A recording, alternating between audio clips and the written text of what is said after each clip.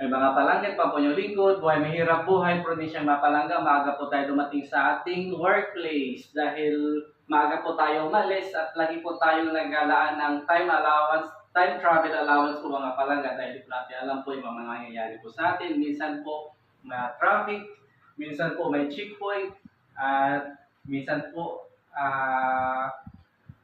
hindi po lang natin alam yung disgrasya po mga palangga. Kaya po, doble ingat po tayo mga palangga pag tayo po nagre-travel po. So, samahan niyo naman po ako sa duty natin from 6 p.m. to 6 a.m. naman po tayo mga palangga.